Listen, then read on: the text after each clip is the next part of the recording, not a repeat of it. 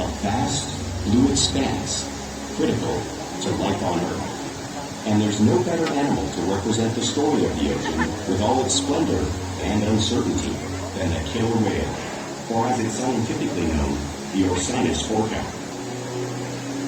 The orca lives in every corner of the ocean, from the Arctic to the Atlantic, the Southern to the Indian, to the North Pacific, and beyond.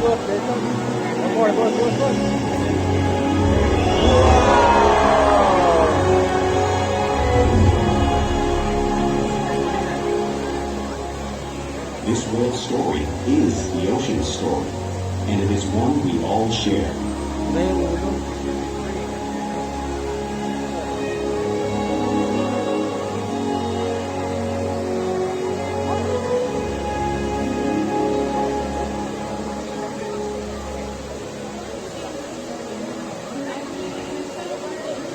This intriguing and majestic animal.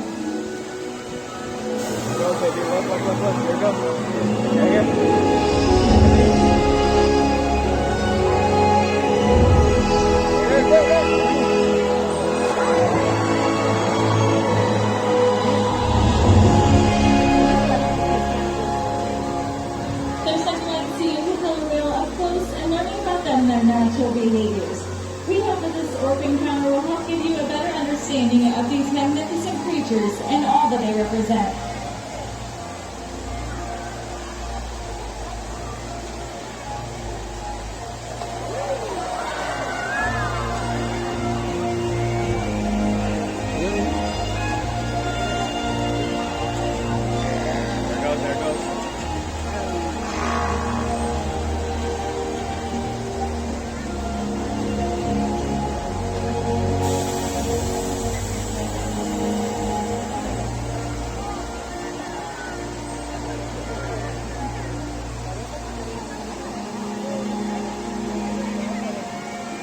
While they are found in every ocean, orcas living off the coast of Iceland are quite different than those near Costa Rica. In fact, there are at least 10 types or ecotypes of killer whales. An ecotype describes the differences between killer whale size, physical form, prey, social structure, and habitat. As you can see, the differences are subtle, but noticeable when compared side by side. Orcas are adapted perfectly to their environments. And even the whale's black and white coloration has a purpose. It camouflages the outline of their bodies in the water, making it easier for them to surprise and catch their prey.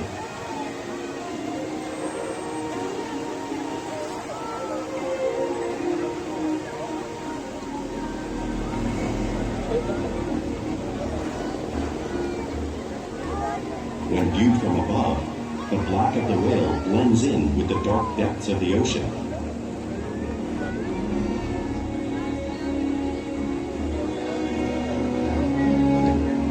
When viewed from below, the orca's white bellies match the brighter surface of the water, blending with the light above, giving them the perfect camouflage.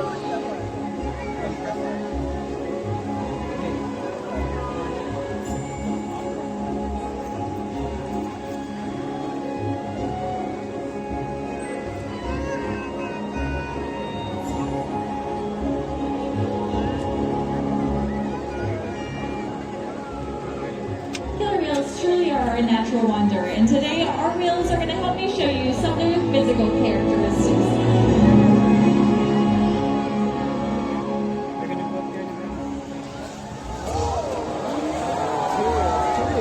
Their blowhole is perfectly designed for getting a quick breath at the surface of the water. Even the location of their eyes works to their advantage. It looks like their eye is located in that white patch, but that's a visual distraction. The eye is actually located just in front, camouflaged from thrashing prey. The fin on the whale's back is called a dorsal fin, which helps stabilize orcas as they swim and also can help regulate body temperature.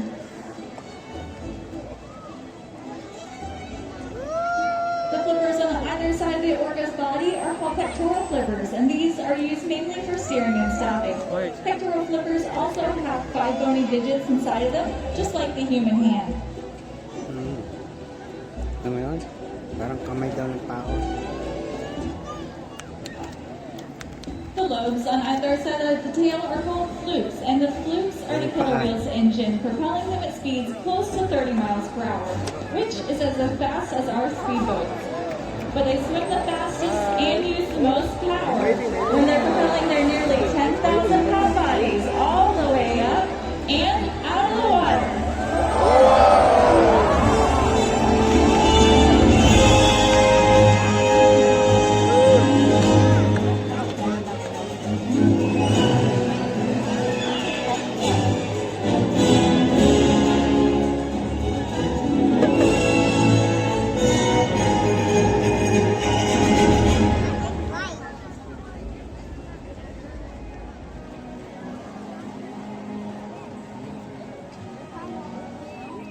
Killer whales are highly social animals with a well-defined social structure. An orcapod is always led by a female. Though just half the size of her male counterpart, she is in charge. It's all about attitude, not size. Because they live and work as a group, orcas need to communicate with sounds and body language. Orcas use clicks for echolocation or navigation.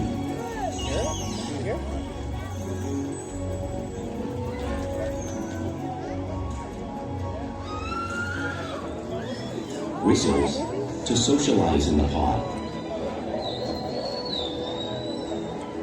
And calls for group coordination and hunting.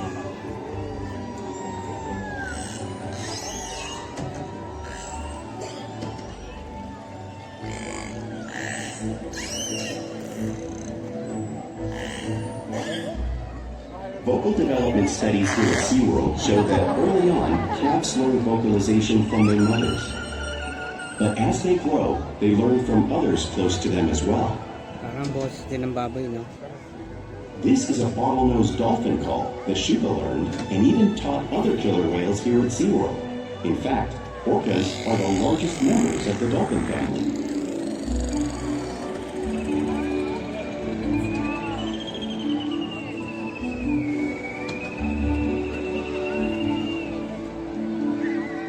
Whales here and in the wild use vocalization to communicate all the time. Like all animals, killer whales use body language as a form of communication. Pectoral slaps at the surface of the water are used to show dominance or to get noticed. For example, a mother might use a peck slap to get her calf's attention.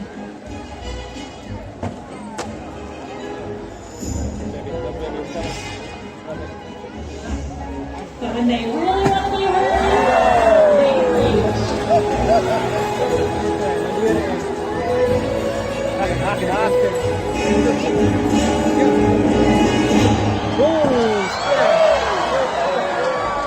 Sky hopping is how killer whales coordinate and get a better view of their surroundings when they hunt.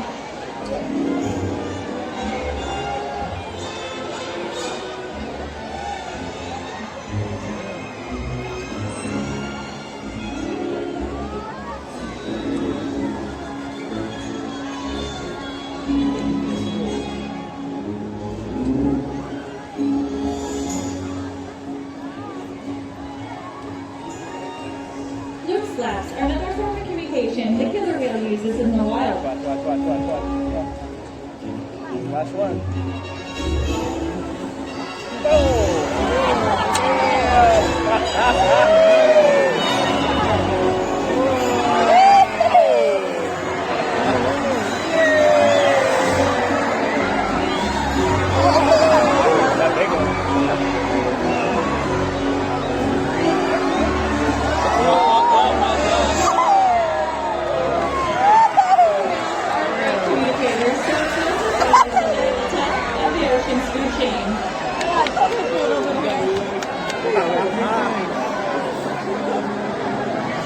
Whales work together to rear their young, protect their pod, and most importantly, pursue and catch their prey. Every day they cooperate to survive in the wild oceans of the world. The orca's hunting techniques are as varied as the whales themselves. They got it bad. Norwegian killer whales will circle herring every way together. The whales use sounds to coordinate with each other and to disorient the herring. With the fish confused and contained, the whales stun them with their powerful tail flukes, making for an easy meal.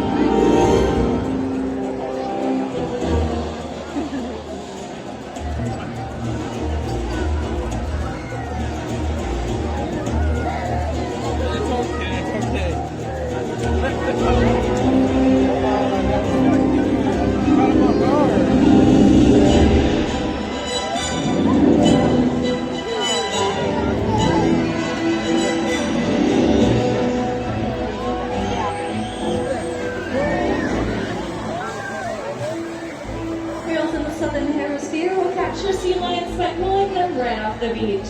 Watch as our whales show you a similar movement and behavior right here in front of you. Look, right here. Right here, Papa. Where's the sea lion? Where's the sea lion?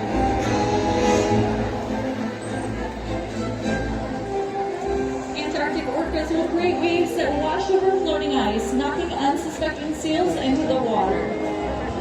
You can see our whales showing you the same wave-making technique at the front of the pool, showing you one of the many complex and impressive hunting strategies killer whales have developed around the world.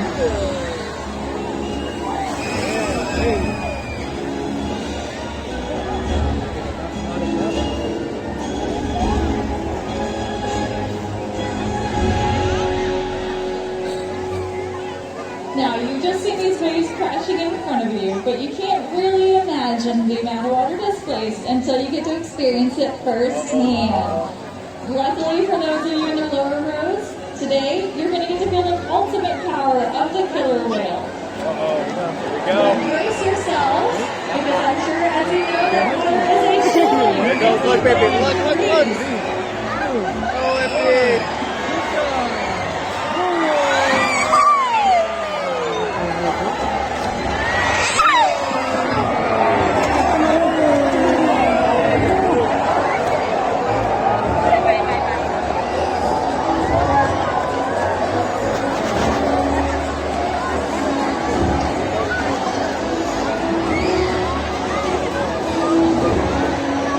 And never less side, are you ready?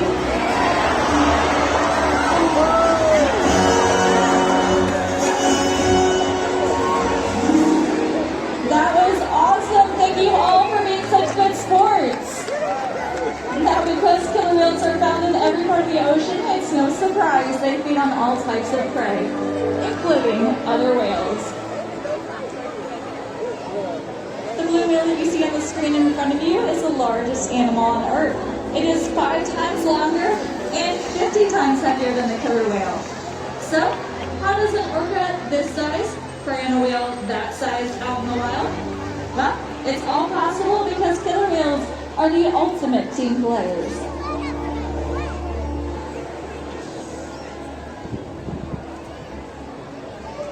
In this example, we see the larger male orcas surround a sperm whale, forming a perimeter, while the females continue to drive the whale forward until it reaches exhaustion. The calves then move in to join the adults in the group. Whatever their prey, killer whales always cooperate and hunt together, making them a highly successful predator.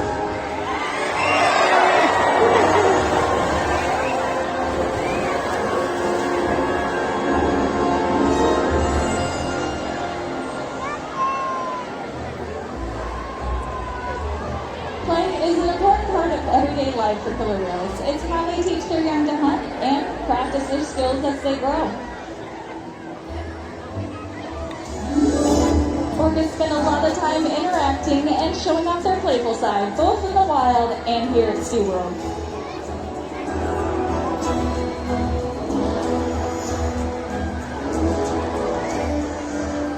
Porpoising is when the killer whale swims fast to the surface, breaking out of the water briefly.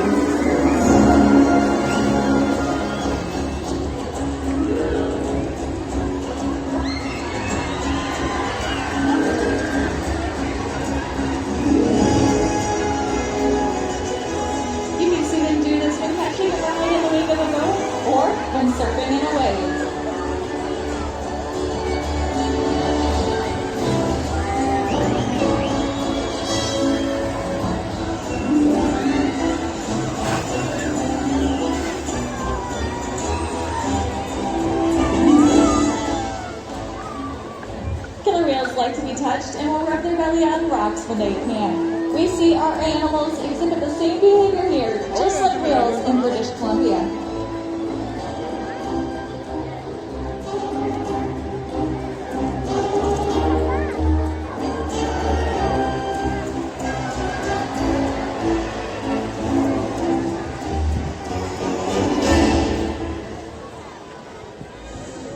You'll also see whales imitate each other in the wild. We see it here at SeaWorld all the time.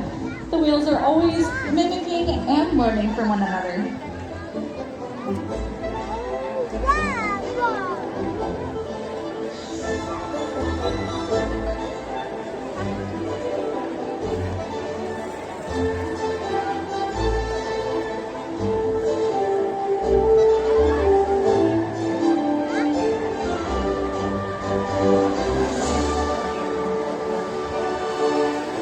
Playful behavior does have a purpose. A tail whip is used for hunting for sunfish, but today I think these orcas might just be stunning all of you.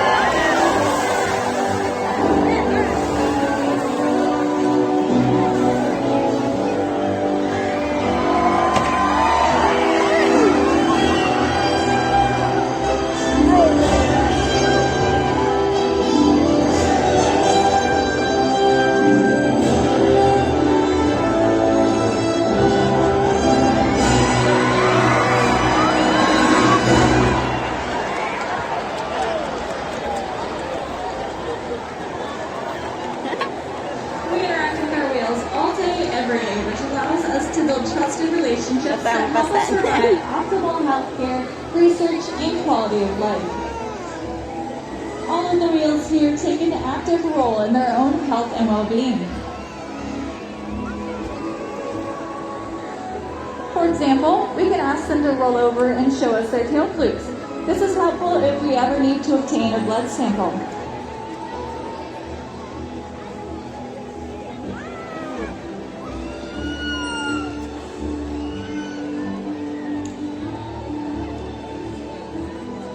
They'll even slide out onto a scale, as you can see Orca doing in the video. We weigh our whales every week to make sure our calves are growing properly and the adults are maintaining a healthy weight.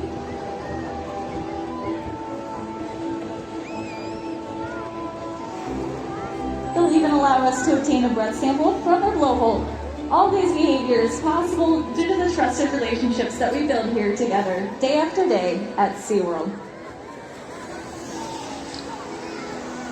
And now we're going to slow things down for just a minute. I'd like to introduce you to one of the members of our pod. Everybody, this is Corky.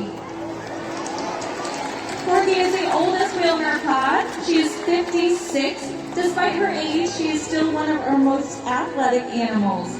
Over the years, she and the rest of our San Diego pod have inspired millions and have participated in past and present research projects, all aimed at helping their wild counterparts. We challenge our whales every day to learn something new, to engage and stimulate their minds. Diet, exercise, and of course play all help keep these whales in great shape.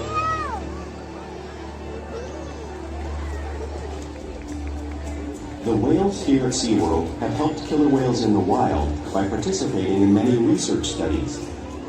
One ongoing study monitors the whale's heart rate and breathing to understand how marine noise pollution from ship engines and other sources affect wild populations. In another study, scientists from NOAA, the National Oceanic and Atmospheric Administration, took measurements of the killer whales living here, including pregnant whales. By comparing these measurements with drone footage of killer whales in the wild, scientists are able to monitor the wild population's nutritional and reproductive states. Other research has been done here at SeaWorld on the mother whale's milk composition. This research will help create an effective model to understand how toxins in the ocean impact wild killer whales and their milk supply. What we learn from the whales in our care every day is actively helping whales in the wild survive. And just by being here today, you've supported our rescue, research, and conservation efforts all around the world. If we work together, like the killer whale, we can protect the future of the Orcinus orca and this beautiful planet that we all share.